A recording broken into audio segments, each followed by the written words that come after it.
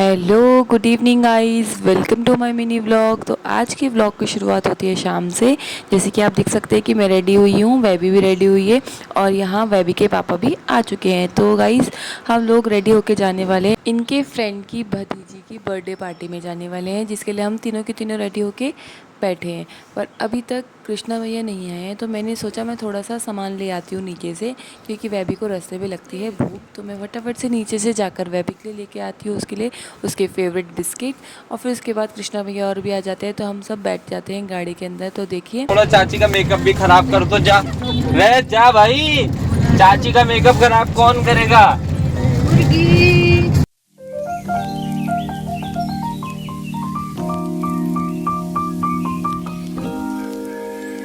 वैभी चला रही थी अपने चाचू के साथ गाड़ी, जो कि चला उसके चाचू ही रहे थे पर एक्टिंग कर रही थी। फिर शाम तक हम लोग पहुंच ही रहे थे कि देहरादून में इतनी तेज़ बारिश हो रही थी, पर हम लोग गाड़ी के अंदर थे तो हमें पता नहीं लगा।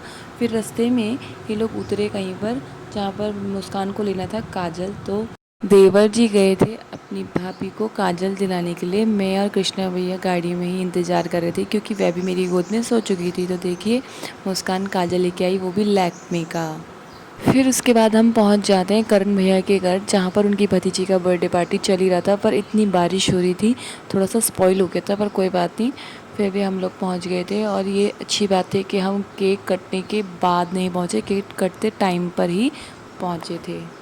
थोड़ी देर बाद वहाँ पे जब केक कट रहा था, हम सब खड़े होकर देख ही रहे थे कि उधर से करण भैया ने आवाज़ मारी, भाभी जी मोहित भाई इधर आ जाइए। तो फिर हम लोग भी उधर की तरफ चल दिए। जब केक कट रहा था तो जो छोटी बच्ची थी उसको सब टीका लगाकर गिफ्ट्स दे रहे थे, और जो छोटी बच्ची थी वहाँ पर बहुत प्यारी लग रही थी रेड ड्रेस में, उसको टियारा भी पहनाया हुआ था। मैंने भी अपनी बेबी को उसके बर्थडे पे ऐसे ही टियारा बनाया था। उसके बाद हमारी टर्न भी आती है, तो सबसे पहले कृष्णा भैया और मुस्कान जाते हैं छोटी बच्ची को गिफ्ट देने के लिए और टीका लगाने के लिए। पर अभी तो छोटी बच्ची जो थी वो बिज़ी थी अपने चाचू के साथ प्ले करने में, बहुत प्यारी थी। तो मुस्कान और कृष्णा भैया पहुंच जाते हैं छोटी बच्ची को टीका लगाने के लिए, और वहाँ पर उसकी मम्मी और पापा भी होते हैं। तो कृष्णा भैया सबसे पहले उसको टीका लगाते हैं, और फिर जो गिफ्ट होता है वो बच्चे को हाथ में पहनाते हैं। बाद आता है हमारा टर्न, जिसमें वैभी के पापा अकेले ही चले जाते हैं गिफ्ट देने के लिए, भूल जाते हैं कि मैं अपनी वाइफ को भी लेके आया था। फिर उसके बाद जो उनका दोस्त था वो उन्हें याद दिलाता है, अरे भाई भाभी जी को तो बुला लो। उसके बाद मैं भी इनके पास चली जाती हूँ बेबी को विश करने के लिए। हमने भी उसे टीका लगाया। केक कटिंग होने के बाद हम सब आ जाते हैं रूम के अंदर, जहाँ बैठकर हम खाने लगते हैं केक। और पता है केक इतना टेस्टी हो रहा था कि मैंने तो दो दो बार मांगा, और बेबी को भी बहुत यम्मी लग रहा था।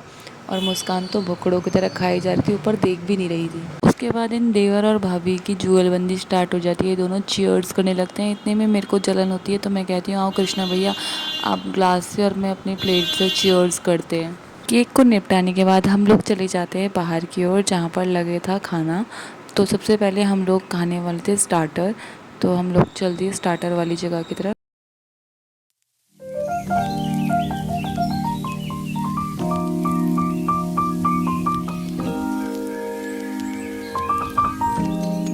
उसके बाद कृष्णा भैया अपने हाथों से चाट बना बनाकर हमको भी देते हैं और मुस्कान को भी देते हैं। देखिए कितना अच्छा देवर मिला है मुझे।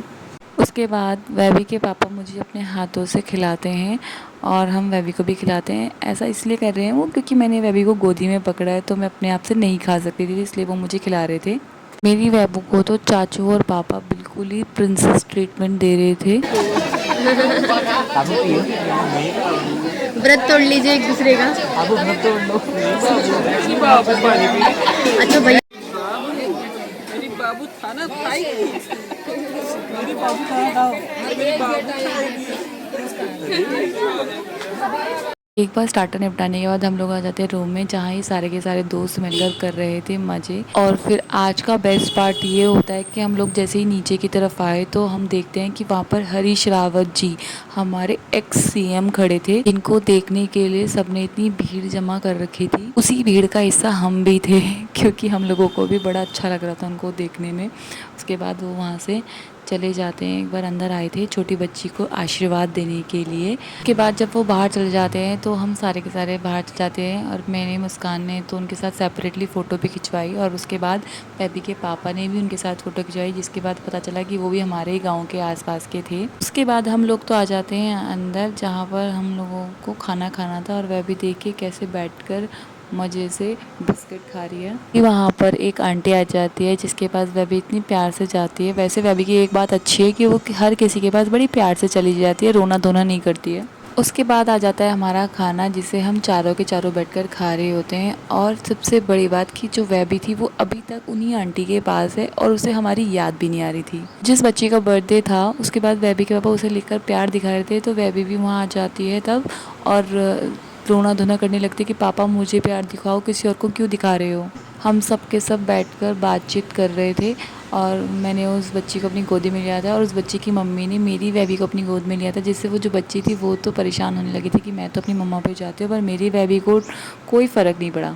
उसके बाद बर्थडे पार्टी को निपटाने के बाद हम तो चल देते हैं घर की तरफ, क्योंकि रात के बज चुके थे 11 और हमें वापस हरिद्वार को भी आना था। उसके बाद आंटी भी हमारे साथ साथ हमें छोड़ने के लिए बाहर गेट तक आती है और बेबी के हाथ में पैसे देती है कि ये पहली बार हमारे घर आई थी, जबकि मैंने मना भी करा पर वो ज़बरदस्ती उसके हाथ में थमा जाती है। उसके बाद गाड़ी में बैठकर हम लोग तो चल देते हैं घर की तरफ, क्योंकि ऑलरेडी हमें लेट हो चुका था और हमें टाइम से घर भी पहुंचना था, क्योंकि छोटा बच्चा हमारे साथ था।